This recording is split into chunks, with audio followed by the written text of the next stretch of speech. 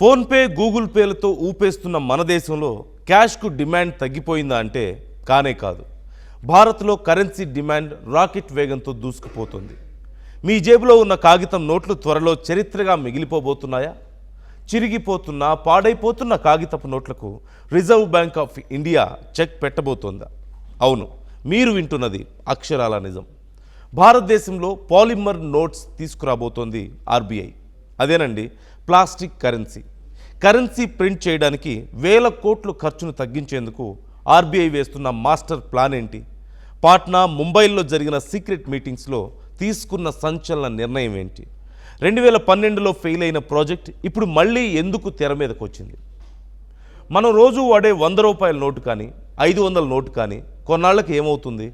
నలిగిపోతుంది, మాసిపోతుంది, లేదా చిరిగిపోతుంది. ఆ చిరిగిన నోట్లను చెత్తబుట్టలో వేయలేక, బ్యాంకులో మార్చుకోలేక మనం పడే పాటలు అన్నీ ఇన్ని కావు. కానీ ఇకపై ఆ టెన్షన్ లేదు. ఎందుకంటే నలగని, చిరగని, తడవని ప్లాస్టిక్ నోట్లను మన జేబులోకి తీసుకురావడానికి ఆర్బీఐ గ్రౌండ్ వర్క్ స్టార్ట్ చేసింది. అసలు ఈ పాలిమర్ నోట్ల కథేంటి? ఎందుకు ఆర్బీఐ ఇంత అర్జెంటుగా ఈ డెసిషన్ తీసుకుంటోంది? ఒకవైపు యూపీఐ పేమెంట్లు సెకండ్ల వ్యవధిలో జరిగిపోతున్నా భారతీయులకు నగదుపై ఉన్న ప్రేమ ఏమాత్రం తగ్గలేదు. బిజినెస్ స్టాండర్డ్ ఎక్స్క్లూజివ్ రిపోర్ట్ ప్రకారం మన దేశంలో కరెన్సీ డిమాండ్ అనూహ్యంగా పెరుగుతోంది. ఈ డిమాండ్ను తట్టుకోవడానికి ఆర్బీఐ రాత్రింబవళ్లు కాగితపు నోట్లను ముద్రిస్తూనే ఉంది. కానీ ఇక్కడే వచ్చింది అసలు చిక్కు. కరెన్సీ నోట్ల ప్రింట్కు అవుతున్న ఖర్చు వింటే మీరు షాక్ అవుతారు. 2025 ఫినాన్షియల్ ఇయర్కు సంబంధించిన ఆర్బీఐ యాన్యువల్ రిపోర్ట్ ఒక బాంబ్ పేల్చింది. గత ఆర్థిక సంవత్సరంలో కాగితపు కరెన్సీ నోట్ల ముద్రణకు ఖర్చు పెట్టిన ఖర్చు అక్షరాల 5101.4 crores. అయితే ఈ ఏడాది ఆ ఖర్చు ఎక్కడికి చేరిందో తెలుసా? ఏకంగా 6372.8 crores. అంటే ప్రింట్ డిమాండ్ పెరగడం వల్లే వేల కోట్లు అదనంగా ఖర్చు చేయాల్సి వస్తుంది. కేవలం నోట్లు ప్రింట్ చేయడానికే 6000 కోట్లకు పైగా ఖర్చు. ఇదొక ఎత్తైతే ఆ ప్రింట్ చేసిన నోట్లు పాడైపోవడం ఇంకో పెద్ద తలనొప్పి. మీరు వింటే ఆశ్చర్యపోతారు, కానీ పాడైపోయిన కరెన్సీ డిస్పోజల్ అనేది ఇప్పుడు ఆర్బీఐ ముందున్న అతిపెద్ద ఛాలెంజ్. బిజినెస్ స్టాండర్డ్ నివేదిక ప్రకారం 2025 ఆర్థిక సంవత్సరంలో సుమారుగా 23.8 బిలియన్లు అంటే 2380 కోట్లు పాడైపోయిన నోట్లను మార్కెట్ నుంచి ఉపసంహరించుకున్నారు. ఇక అంతకుముందు సంవత్సరం ఇది 21.24 బిలియన్లు అంటే 2124 కోట్లు అంటే 12.3% పెరిగింది. ఇలా పారవేసిన నోట్లలో అత్యధికంగా ఏవో తెలుసా? సామాన్యుడు ఎక్కువగా వాడే 500 డినామినేషన్ నోట్లే. ఆ తర్వాత స్థానంలో 100 నోట్లు ఉన్నాయి. అంటే ప్రింటింగ్ కోసం కోట్లు ఖర్చు పెట్టడం, అవి పాడైపోయాక పారేయడం, మళ్ళీ ప్రింట్ చేయడం, ఇదొక నెవర్ ఎండింగ్ సైకిల్గా మారిపోయింది. దీనికి బ్రేక్ వేయాలంటే ఏకైక ఆయుధం పాలిమర్ కరెన్సీ. సమస్య పెద్దదే, మరి పరిష్కారం? ఇక్కడే ఆర్బీఐ పాలిమర్ అస్త్రాన్ని ప్రయోగించబోతోంది. బిజినెస్ స్టాండర్డ్స్ రిపోర్ట్ ప్రకారం పాలిమర్ లేదా ప్లాస్టిక్ కరెన్సీ నోట్లను ప్రవేశపెట్టాలనే అంశంపై ఆర్బీఐ తన చర్చలను మళ్ళీ పునరుద్ధరించింది. రీసెంట్గా పాట్నా అండ్ ముంబైలో జరిగినటువంటి ఆర్బీఐ బోర్డు సమావేశాల్లో ఈ పాలిమర్ నోట్ల గురించే హాట్గా చర్చ జరిగింది. ఎందుకు ఈ ప్లాస్టిక్ నోట్స్, అసలు కాగితంతో పోలిస్తే వీటి స్పెషాలిటీ ఏంటి? ఇప్పుడు మనం క్లియర్గా తెలుసుకుందాం. అందులో మొదటిది ప్రొడక్షన్ కాస్ట్, అంటే ఉత్పత్తి వ్యయం. కాగితపు కరెన్సీతో పోలిస్తే ఈ పాలిమర్ నోట్ల ఉత్పత్తి వ్యయం చాలా తక్కువగా ఉంటుంది. అంటే చాలా తక్కువ ఖర్చుతో వీటిని తయారు చేయొచ్చు. అండ్ డ్యూరబిలిటీ అంటే మన్నిక. ఇవి కాగితంలాగా త్వరగా చిరిగిపోవు, నీళ్లలో తడిసినా ఏవీ కావు. వీటి లైఫ్ టైం చాలా ఎక్కువగా ఉంటుంది ఆబ్వియస్లీ. సో 60కి పైగా దేశాలు ఈ పాలిమర్ కరెన్సీని కంప్లీట్లీ లేదా పార్షియల్లీ యూజ్ చేస్తూనే ఉన్నాయి. 1988లో పాలిమర్ $10 నోటును జారీ చేసిన మొదటి దేశం ఆస్ట్రేలియా.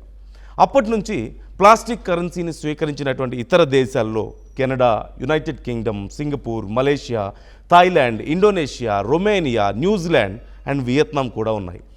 1998లో పాలిమర్ నోట్ను ప్రవేశపెట్టిన మొదటి యూరోపియన్ దేశం రొమేనియా.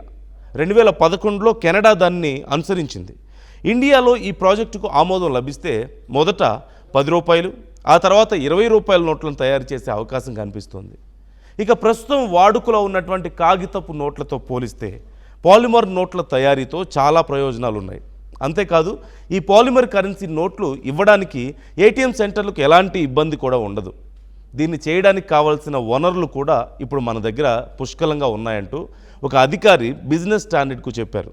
అంటే మన ఏటీఎం మిషన్లను పెద్దగా మార్చాల్సిన పని లేకుండానే డైరెక్ట్గా పాలిమర్ నోట్లను ప్రజలకు అందించే టెక్నాలజీ, వనరులు ఇప్పుడు మన దగ్గర సిద్ధంగా ఉన్నాయి. అందుకే సెంట్రల్ బ్యాంక్ వీలైనంత తొందరగా పాలిమర్ కరెన్సీ నోట్ల కోసం ఒక పైలట్ ప్రాజెక్ట్ను కూడా ప్లాన్ చేస్తుంది. మరికొద్ది రోజుల్లోనే ఈ ప్రకటన వచ్చే అవకాశం ఉందంటూ బిజినెస్ స్టాండర్డ్ బల్ల గుద్ది చెబుతోంది. అయితే ఇక్కడ మనం ఒక చిన్న లాజిక్ను మాట్లాడుకోవాలి. అందరూ ఫోన్లలోనే డబ్బులు కొట్టేస్తున్నప్పుడు అసలు కరెన్సీ ప్రింటింగ్ అవసరం ఏంటి అని మీకు డౌట్ వస్తుంది కదా. కానీ నంబర్లు చూస్తే మాత్రం మైండ్ బ్లాంక్ అవ్వాల్సిందే అంటున్నారు.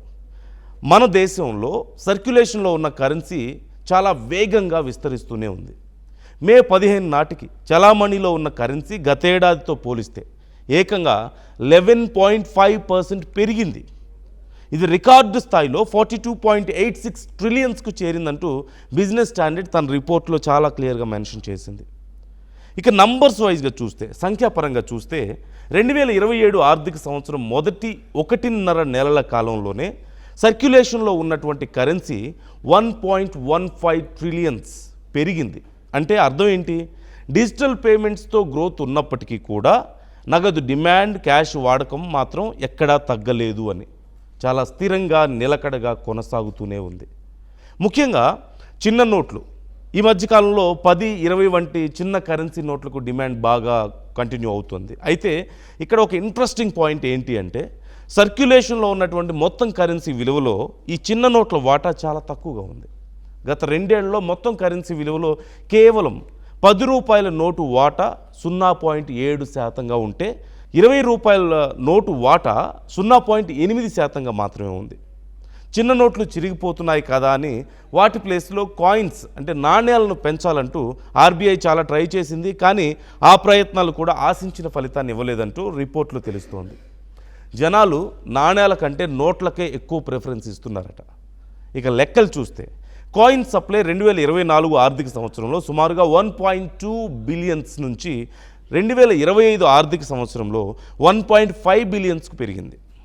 వీటిలో 5 రూపాయల నాణ్యాలు దాదాపుగా 800 మిలియన్ల వాటా కలిగి ఉంటే ఆ తర్వాతి స్థానంలో సుమారుగా 400 మిలియన్లు 20 రూపాయల నాణ్యాలు ఉన్నాయి. అయినా సరే పాలిమర్ నోట్ల ఆవశ్యకత తగ్గలేదు. ఇంతకీ ఈ ప్లాస్టిక్ నోట్లు ఇండియాకి రావడం ఇదే ఫస్ట్ టైమా అంటే కాదనే చెప్పాలి. దీని వెనుక ఒక ఫ్లాష్ బ్యాక్ కూడా ఉంది. బిజినెస్ స్టాండర్డ్ నివేదిక ప్రకారం 2012లో అప్పటి యూపీఏ గవర్నమెంట్ 5 నగరాల్లో 1 బిలియన్ 10 రూపాయల పాలిమర్ నోట్లతో కూడినటువంటి ఫీల్డ్ ట్రయల్కు ఆమోదం తెలిపింది. ఆ టైంలో ఫేక్ కరెన్సీని అరికట్టడం కంటే నోట్ల మన్నికను అంటే లైఫ్ టైంను మెరుగుపరచడమే తమ ప్రైమరీ గోల్ అంటూ అప్పటి ప్రభుత్వం చెప్పింది.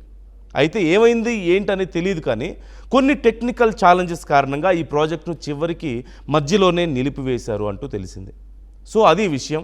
2012లో సాంకేతిక కారణాలతో ఆగిపోయినటువంటి ఈ ప్లాస్టిక్ కరెన్సీ కళ ఇప్పుడు మళ్ళీ ప్రాణం పోసుకుంటుంది. కాగితపు నోట్లను ప్రింట్ చేయడానికి అవుతున్న వేల కోట్ల ఖర్చు, అవి చిరిగిపోతే పారేయడానికి అవుతున్న శ్రమ, వీటన్నిటికీ ఒకే ఒక్క పరిష్కారం పాలిమర్ కరెన్సీ.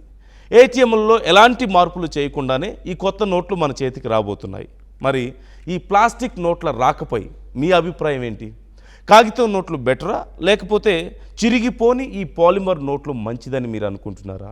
మీ అభిప్రాయాలను కూడా కామెంట్ చేయండి.